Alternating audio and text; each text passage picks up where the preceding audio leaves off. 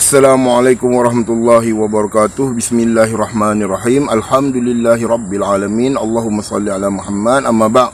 Hari ini kita akan bercakap tentang jalan-jalan yang diredai Allah. Dan kita berpandukan kepada kitab Al-Ihtisam. Kalau saya salah sebut, minta maaf lah. Tapi apa yang saya nak ceritakan adalah ramai orang menyangka dia berada di atas jalan yang lurus. Jalan yang lurus itu jalan Allah dengan Rasul sahaja. Bukan jalan Nur Muhammad, bukan jalan Ahlul Kalam. Nur Muhammad dengan Ahlul Kalam tak sama ke? Tak sama. Nur Muhammad duduk dalam grup emanasi, Ahlul Kalam duduk dalam grup rasionalisme. Berbeza. Baik, kita mulakan dahulu dengan firman Allah. Dan bahawa bermaksud yang kami perintahkan ini adalah jalanku yang lurus, maka ikutilah dia. Dan janganlah kamu ikuti jalan-jalan yang lain, kerana jalan-jalan itu mencerai-beraikan kamu dari jalannya, dari jalan Allah yang lurus. Sebab tu aku kata, kalau nak kata semua jalan hala ke Tuhan, fikir dulu. Semua jalan hala ke Tuhan ke? Aku tak bermaksud kata Salaf tu betul, Asy'ariyah tu betul, Maturidi pun betul. Tak, aku tak masukkan macam tu. Tak kisahlah Salaf ke, Asy'ariyah ke, Maturidiyah ke, tetapi selagi dia berpegang kepada di atas jalan sunnah Allah dengan Rasul, insya-Allah itulah jalan yang benar untuk dia. Maknanya kita kena berpegang dengan surah Al-Hujurat ayat 1, yang mana Allah Ta'ala cakap, yang mana Allah Ta'ala firman, yang mana Nabi sabda, yang tu saja kita ikut, jangan duk pandai-pandai. Okey, kita mulakan dengan kitab Al-Ihtisam. Siapa yang karang kitab ni? Yang karang kitab ni Abu Ishaq Asy-Syatibi, mazhab Asy'ariyah. Aku tak ambil kitab Wahabi, aku ambil kitab Asy'ariyah. Pasal apa aku ambil kitab Asy'ariyah? Kalau aku ambil kitab Muhammad bin Abdul Wahab ataupun kitab Ibnu Taimiyah, depa akan kata apa? Ni pok-pok Wahabi saja, macam tu depa je betul. Ni aku ambil kitab hangpa ni, kitab ulama Asy'ariyah. Pertama sekali kita tengok pada muka surat 25. Tengok ayat-ayat Quran tentang bid'ah. Yang garis merah tu kata apa? Ayat ini adalah dalil paling utama dalam kesaksian bid'ah. Tu surah Ali Imran ayat 7. Maknanya ahlul bid'ah tu adalah orang yang mentakwil ayat-ayat mutasyabihat. Orang yang menyebut apa yang Allah Ta'ala tak sebut.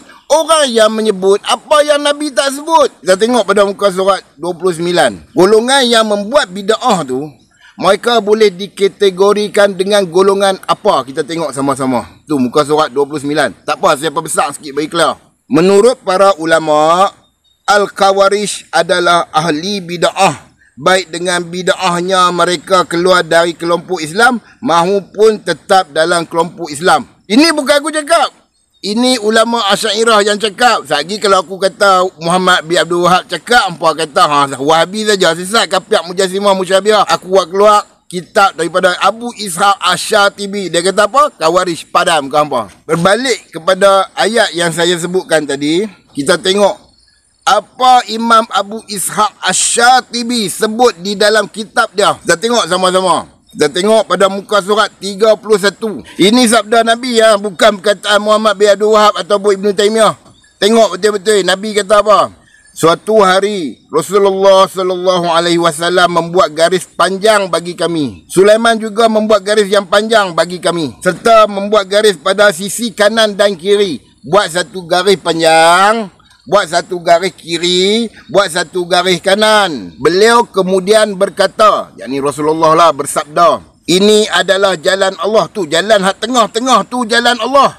Dia memasukkan bahawa itulah jalan sunnah, jalan yang disebutkan Allah, jalan yang disebutkan Nabi, bukan jalan-jalan orang yang memandai-mandai perkataan mereka daripada Allah dengan Rasul. Beliau lalu membuat garis pada sisi kanan dan kiri, lalu bersabda, ini adalah jalan-jalan yang lain. Pada setiap jalan terdapat setan yang menyeru agar mengikutinya. Beliau kemudian membacakan ayat, dan bahawa yang kami perintahkan ini adalah jalan yang lurus, maka ikutilah dia. Janganlah kamu mengikuti jalan-jalan yang lain, yang garis-garis itulah, kerana jalan-jalan itu mencerai-beraikan kamu daripada jalannya. Kepada siapa-siapa yang berbangga dengan jalan selain daripada jalan sunnah, yang disebutkan oleh Allah di dalam Quran, yang disebutkan oleh Nabi di dalam hadis-hadisnya, silakan.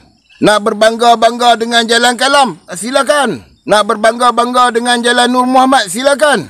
Aku abang ni bukan untuk geng yang Ahlul Kalam, bukan untuk geng Nur Muhammad. Supaya golongan yang masih bersih ni, masih freshies ni, tak terlibat dengan kumpulan Ahlul Kalam, tak terlibat dengan kumpulan Nur Muhammad. Imam Ghazali sendiri pun tak benarkan kita belajar ilmu kalam. Di dalam kitab dia yang terakhir, larangan kepada orang awam belajar ilmu kalam. Tahu dia kata apa dalam kitab tu? Hampir-hampir kufur orang yang belajar ilmu kalam. Tapi bila kita fikir secara logik, bila hampir-hampir nak jatuh tebing tu, silap sikit hang terjun tebing. Itu jalan yang dikatakan kiri kanan tu, nampak lagu jalan nak pergi kepada Allah Ta'ala. Memanglah jalan nak pergi ke Allah Ta'ala. Dia tak sebut pun dalam Nur Muhammad ke, dalam jalan kalam ke, oh ini jalan nak kita nak pergi ke Brahma. Kalau kita fikirlah macam tu, semua orang kata dia betul. Yahudi kata dia betul. Kristian kata dia betul. Mana kata apa? Tiga-tiga dapat wahyu. Oh, kita Quran tak, kita tak ubah. Quran solid macam tu. Siapa kata tak ubah? Quran tak ubah di atas mushaf dah sahaja. Tapi dalam hati golongan Ahlul Kalam, dalam hati kumpulan Nur Muhammad, semua berubah. Allah Ta'ala kata istiwa. Oh, bukan istiwa. Allah Ta'ala tak erti waktu turun Quran. Allah Ta'ala patut kena tulis istaula, baru pandai macam Ahlul Kalam. Macam tu. Nampak tak perubahan dalam Quran? Perubahan. Mereka yang menulis kitab-kitab dengan tangan mereka sendiri, ubah ayat Quran. Oh, kami tak ubah Quran. Memang hampa tak ubah Quran, tapi hampa ubah ayat Quran di atas tangan-tangan hampa sendiri. Faham tak? Sama tak dengan Yahudi dengan Nasrani? Sama. Cuma Yahudi dengan Nasrani ni, mereka tak pandai lagi masa tu. Orang Islam pandai. Mereka tak ubah atas mushaf, mereka ubah atas kitab mereka. Bila sebut istiwa, tangan, muka, ini geng kapiak ni. Ni kapiak mujassimah, musyabihah. Tak ubah kitab ke? Tu ubah kitab nama dah.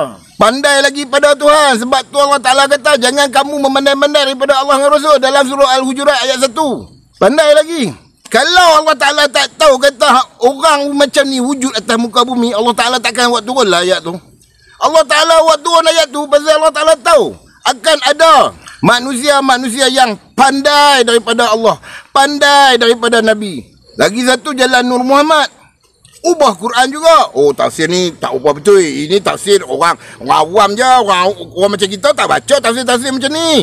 Kita tak belajar kulit-kulit, kita belajar isi. Ubah tak? Ubah ayat Quran lah tu.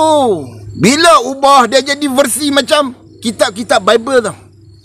Oh, tarikat ni dia habaq lagu ni, tarikat ni dia kata lagu ni, tarikat ni kata lagu ni, tarikat ni kata lagu ni. Setiap tarikat definisi Al-Quran untuk satu ayat tak sama. Tak, alah Adi bukan dia tahu apa pun. Mai sini, aku nak sembang dengan apa. Kita jumpa depan-depan. Habaq tarikat apa? Aku nak sembang dengan apa?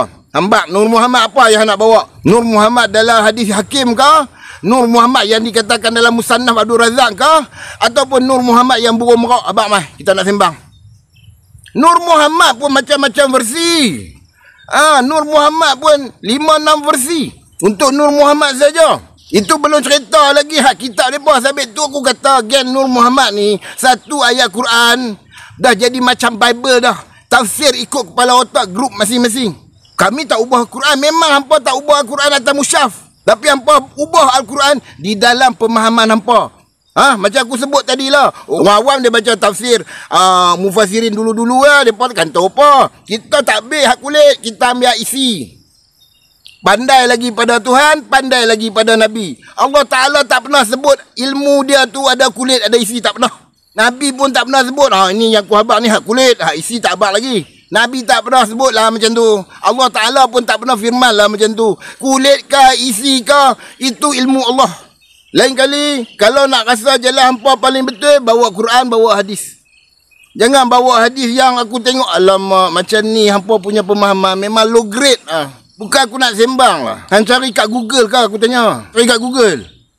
Tak apa, tak salah nak cari kat Google. Aku pun kutip PDF kat Google. Bukan cara macam tu. Kita nak berhujah, bawa awak keluar tu, biar kena betul dengan sanad, kena dengan syarah.